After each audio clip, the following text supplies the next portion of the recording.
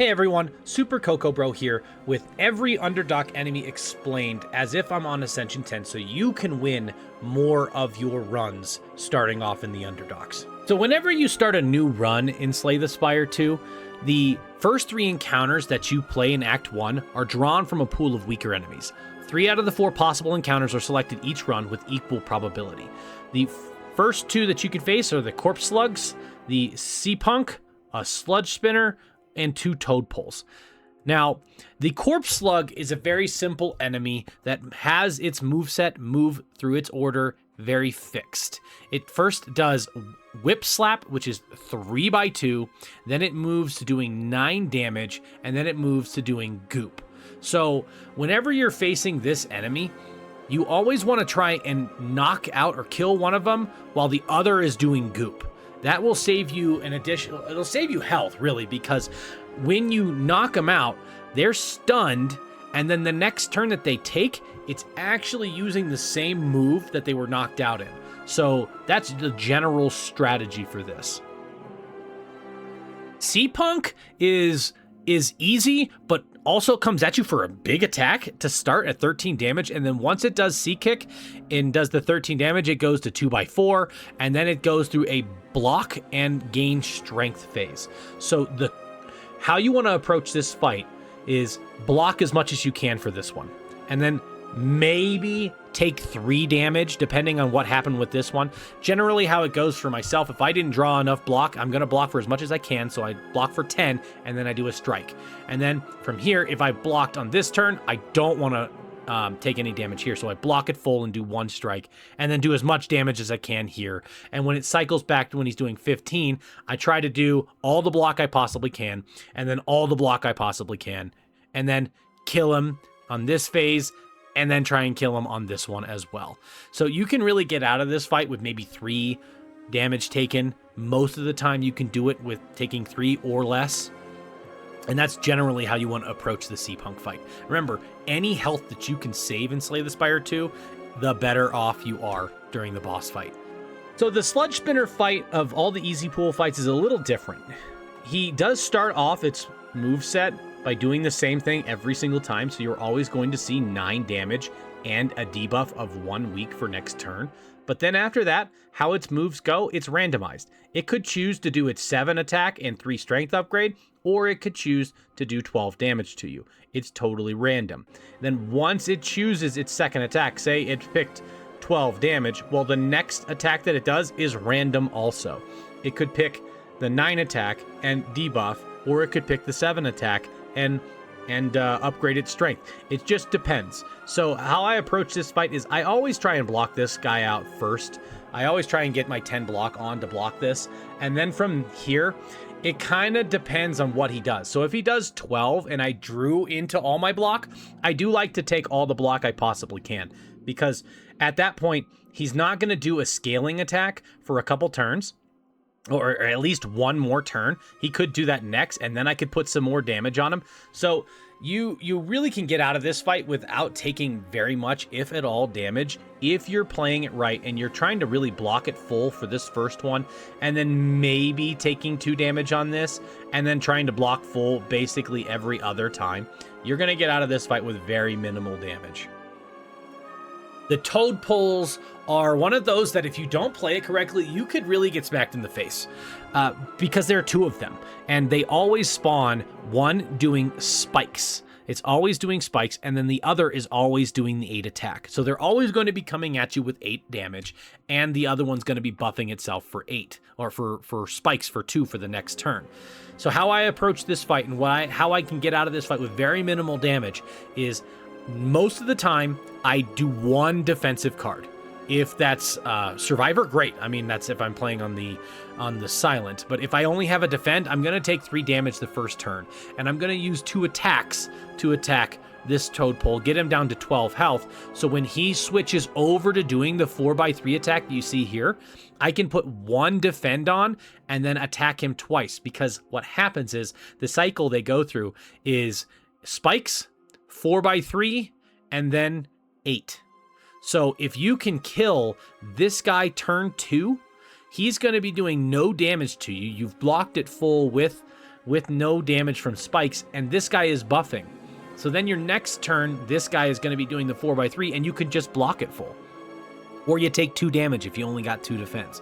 So you can really get out of this fight with very minimal damage. Now, once you've done your 3 fights, you're going to be going into the hard pool encounter. So whenever you face another fight, you're going to be selecting those fights from this hard pool that you see here. You're going to face 3 corpse slugs, or a calcified cultist and a damp cultist, the living fog that can summon bombs, the fossil stalker, the gremlin merc, and then his fat and his sneaky gremlin, the haunted ship, the punch construct, the sewer clam, a calcified cultist, and a toadpole, or the 3 two-tailed rats that can summon up to 3 more of them if the fight goes on long enough. Now, I wanted to go over the calcified cultist and the damp cultist here to kind of together, because they can be really one of your trickiest fights if your deck isn't set up correctly. You have to do a lot of damage to these guys really quickly, and the goal is to try and kill them both. Kill one of them, first one being calcified cultist, in 2 turns, and then if you can, kill the damp cultist in 2 turns, maybe 3. So their move sets are fixed. They do this every single time. They both start with incantation. The calcified cultist gains 2 ritual. The damp cultist gains 6 ritual. Meaning they're going to gain a lot of strength on you.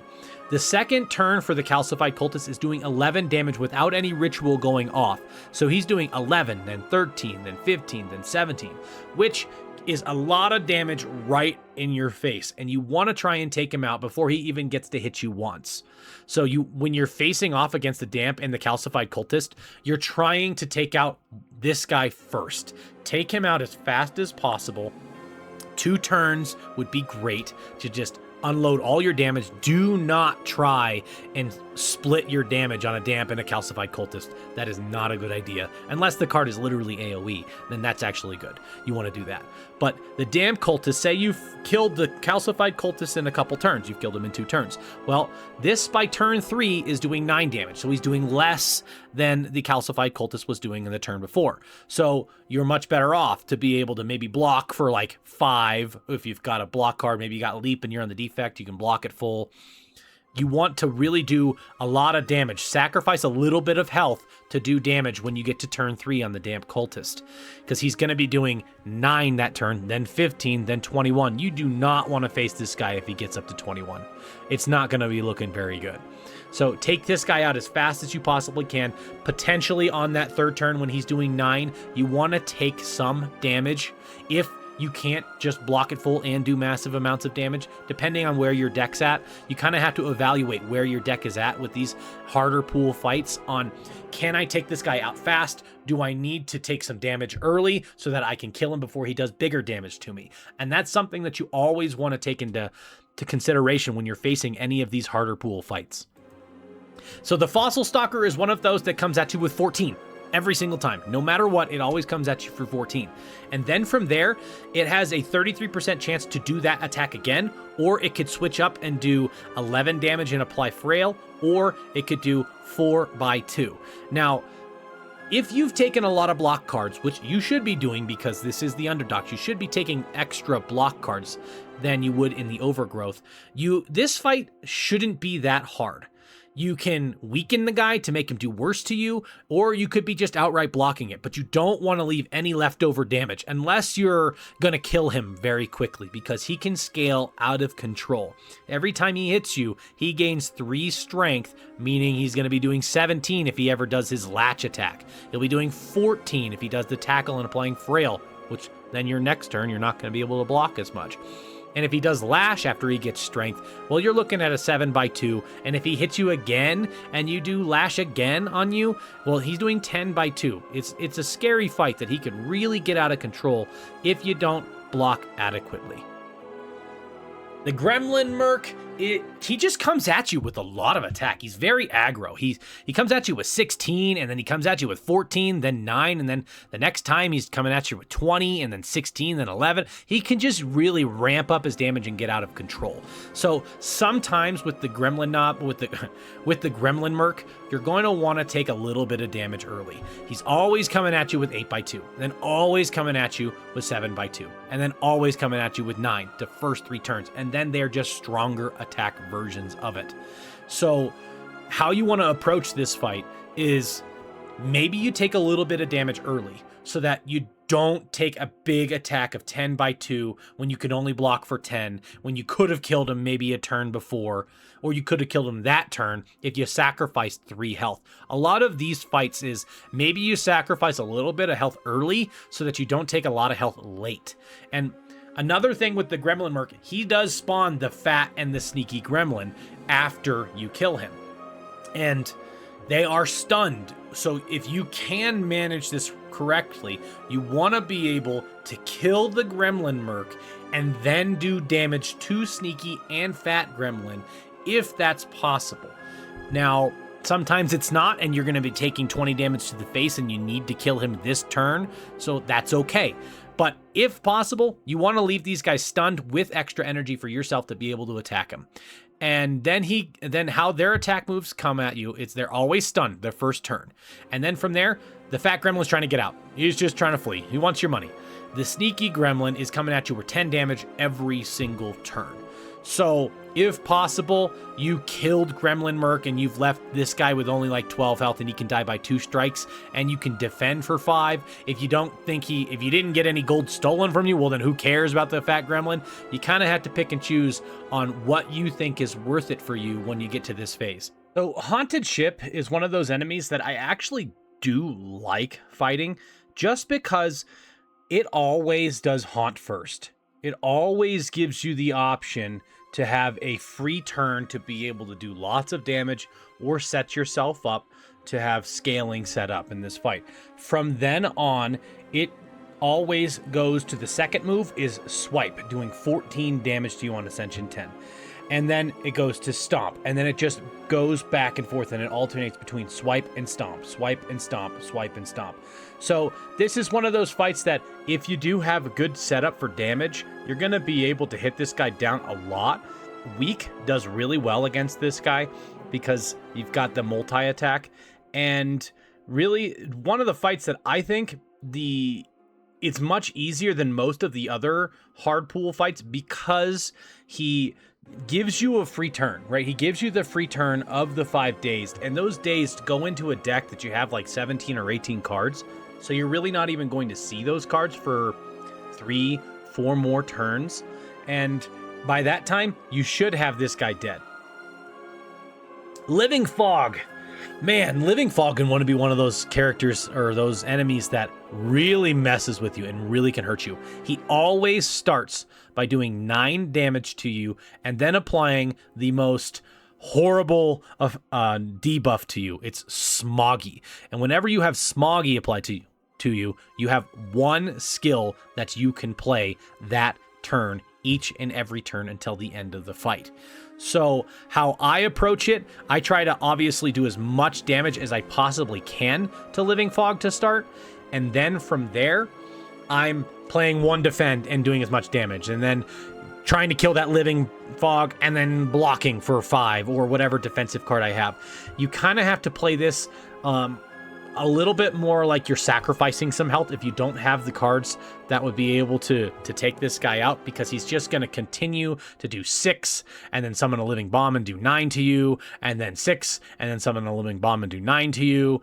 And that damage is quite high when you've got 6, 17, 6, 17, 6, 17, 6, 17. So you have to manage this fight in a way that you are going to be taking some damage unless you've gotten really good block cards. If you've gotten like leg sweep, well then this fight is a lot easier because then you're getting weak applied for the additional turns. If you've got some form of big block on your deck, then this fight is actually a lot easier to take on. Punch Construct is similar in that to the Haunted Ship in that you get a free turn to be able to do a bunch of damage to him, which he starts out by always blocking, doing 10 block for himself. And then he cycles through his moves, going from Fast Punch, which is 6x2 and adding Frail to you, and then 16 damage, and then 10 block, and then 6x2 and adding Frail, and then 16 damage. So his move set is totally fixed, and it's another one of those fights that if you have taken block cards like you should have been in the Underdocks, this fight really isn't that much of an issue. And if you can put weak on him, even better. You have to go through one of his artifacts though, but if you can get a couple weak on him, then even more so. Now his third turn is kind of sketchy.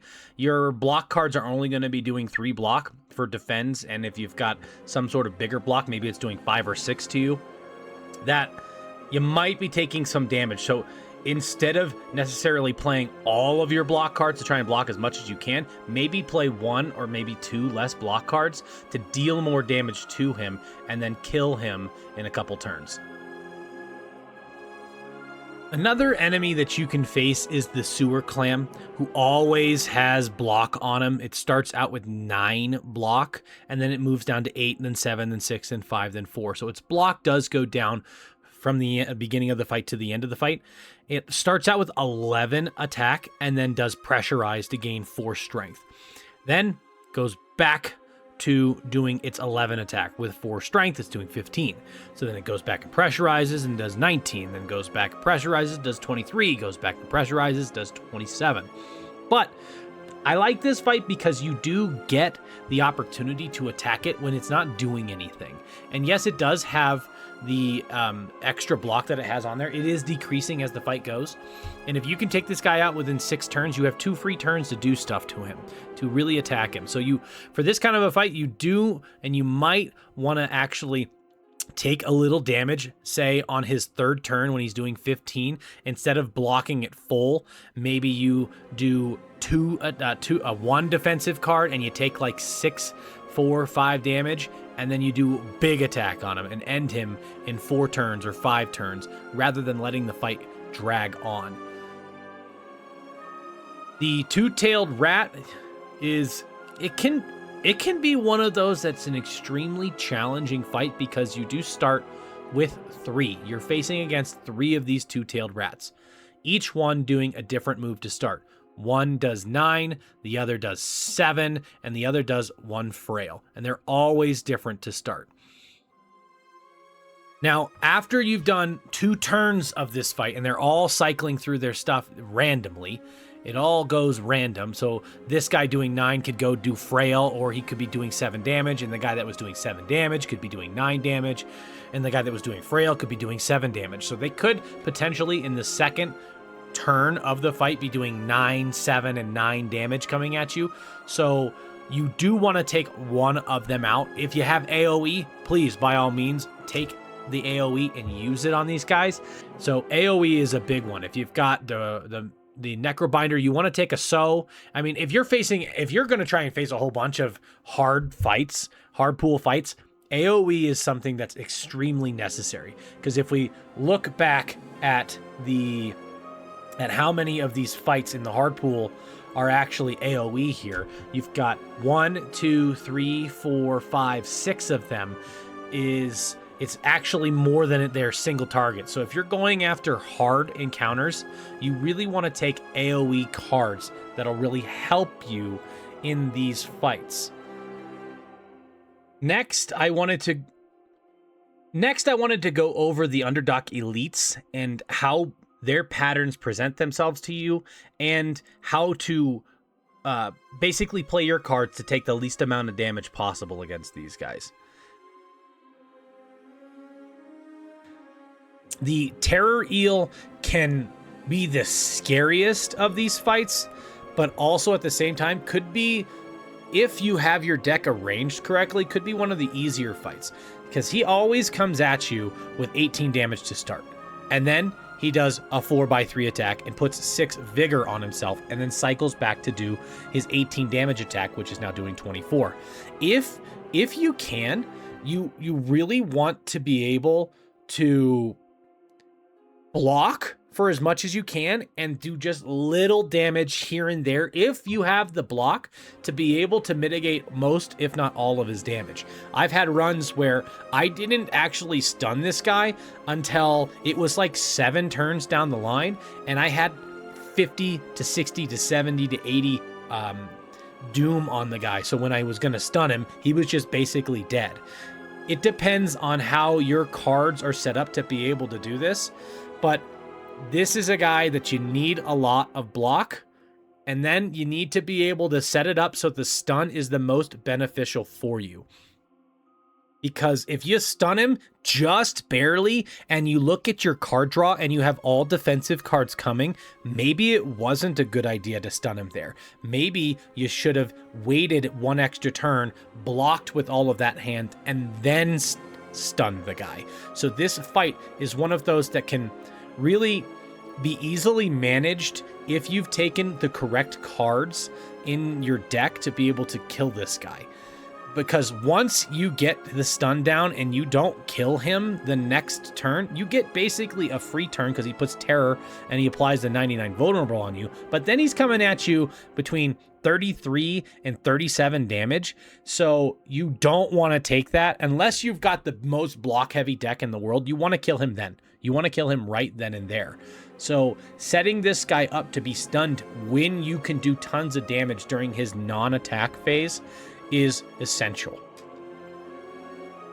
So Phantasmal Gardener fight can be a really challenging fight if you don't know which one to target or which one does the most damage to you in the long run, or you haven't taken any AoE cards or you haven't really gotten any good rewards.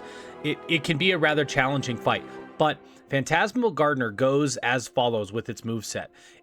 One of them is doing a 1x3, another is doing 5, and then another is doing 7, and then another is buffing. And how they cycle through their attacks is the 5 damage guy goes to 7, and the 7 damage guy goes to 1x3, and then the 1x3 goes to the buffing with strength. It's cycle every single time.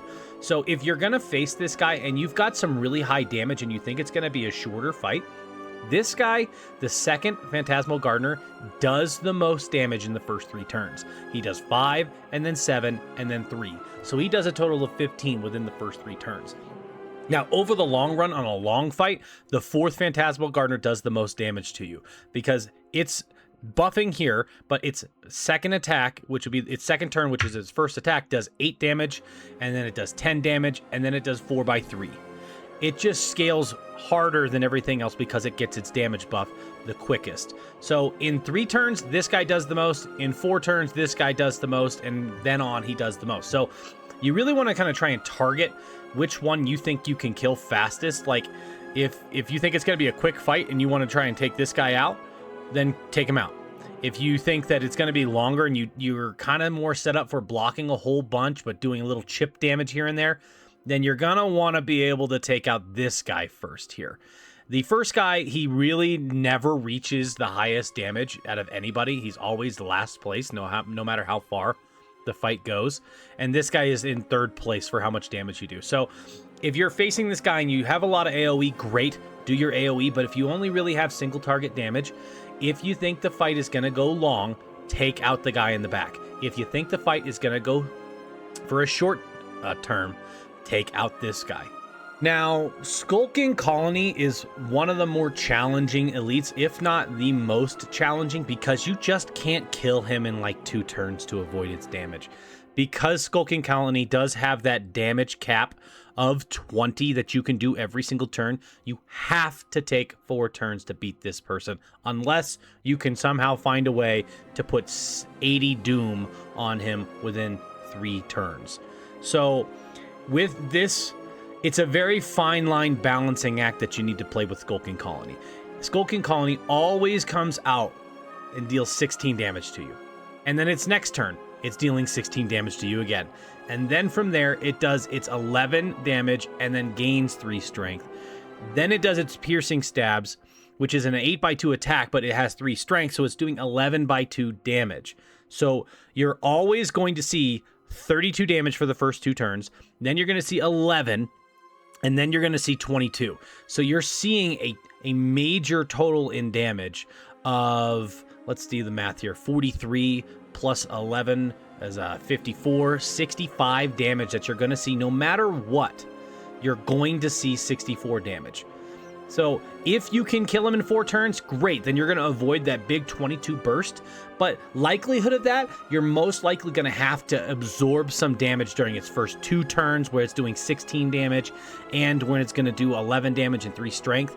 The likelihood of you being able to do 20 damage and block 16 and block 16 and then block 11 and then going into piercing stabs and just having to do 20 is very unlikely. It's very unlikely to do so. So when you want to play your cards in this, it's how much damage do I need to do to be able to beat this guy in 5 turns, maybe even in 6 turns. So play your cards in a way that you do take, maybe you have a weak potion. Maybe you throw that out there and that's a really useful potion for this fight. Maybe you take like 5 damage for the first turn and then you take 4 damage for the first turn and you do 30 damage to him instead of doing the 40. So now you're set up to be able to do 50 damage over 3 turns. And then you can kind of pick and choose how you take damage and where you deal damage with this fight. It's a very fine line of playing too slow and playing too fast.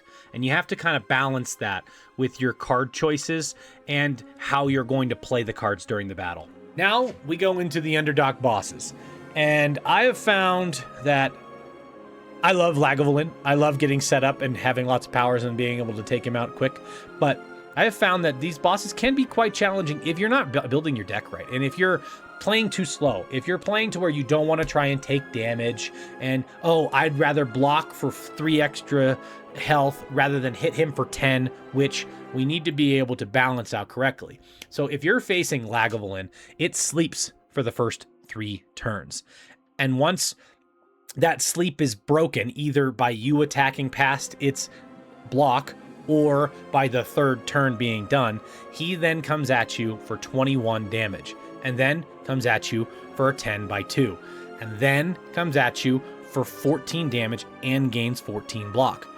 That next turn is what this guy is really known for, about being really challenging. The Soul Siphon removing the strength and dexterity from you and gaining 2 strength. That can be really tough if you're building into shivs, if you're building into low damage cards, or if you're building into multi-attack cards. It can be really tough. So this fight is one about being able to plan accordingly. Do I attack him on the 2nd sleep phase, or do I wait for a power that could help me do more damage? If like you're trying to get Noxious Fumes, well, maybe it's better to go get the Noxious Fumes on the 3rd turn rather than attack him on the 2nd turn and then have to deal with 21 damage and then use Noxious Fumes. So things and powers like that, you want to get set up first. It's not something that you want to be able to be trying to block and get set up. And that's what the Lagavulin Matriarch is all about, is allowing you to get set up first and then the damage comes at you pretty quick. So I've found in this fight, the longer it drags on, the worse off it's going to be, because you can't block for anything. you just can't, unless you're doing a lot of OSTI or OSTI stuff. If you're doing block that way, you can get away with having the fight drag on. But the strength gain and the strength and dexterity loss from you means the longer this fight goes on, the worse it is. So if you are on his 1st damage, 2nd damage, 3rd damage, and then he does this and you still haven't gotten him halfway, well, you didn't play the fight correctly. You needed to take more damage on yourself and do more damage to him, because now your ability to block and your ability to damage him is gone down significantly. So you have to be able to balance that in this fight if you're going to come out on top. And next is the Soulfish. I have actually had no trouble with Soulfish. I've seemed to be just fine with him. He gives you a free turn where he does shuffle 2 beckons into your deck, 1 into the draw pile and 1 into your discard pile, and then he comes at you for 17 damage. Then from there, he does 8 damage and shuffles 1 more beckon into your discard pile, and then goes intangible.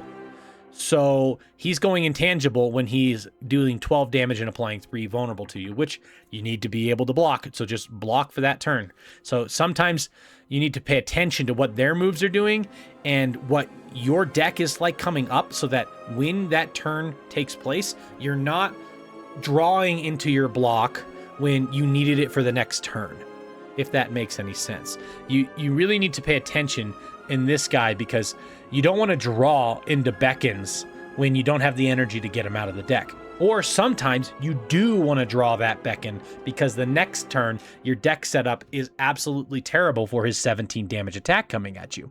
So you really need to balance this fight in, when do I draw my beckons? When do I draw into my block? When do I attack this guy?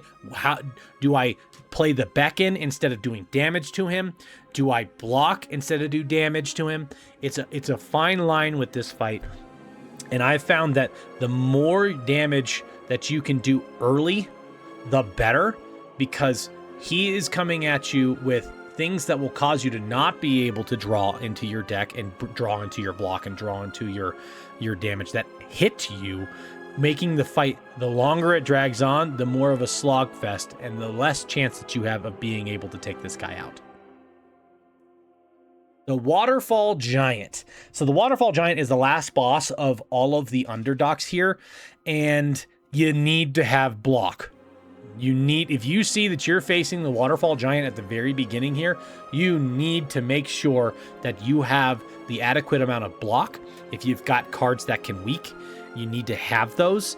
If you somehow got retain and you could retain your weak card, do not use that and save that for the very end when he does his steam explosion, his steam eruption, because what he does to start is he pressurizes. He gains 15 to 20 steam, 20 on Ascension 9 and up, and that continues to grow each and every single turn that he has. He goes to do 16 damage and apply a weak, and then gain 3 more. So then he goes to 11 damage and gains 3 more. He heals himself and gains 3 more. He does 23 damage and gains 3 more. Does 14 damage and gains 3 more.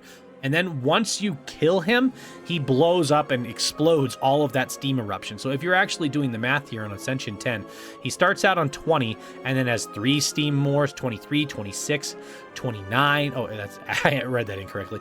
23, 26, 29, 32, 35, 30, 38. That's 38 damage by the time he cycles through his attacks one time over. So if you're having this guy go 12 turns deep, that steam eruption is going to do 50 damage. And the likelihood of you being able to do 50 damage at the end of Act 1 is so unlikely. Unless you've just had a god run where you've had 70, you have your whole max health going into this fight.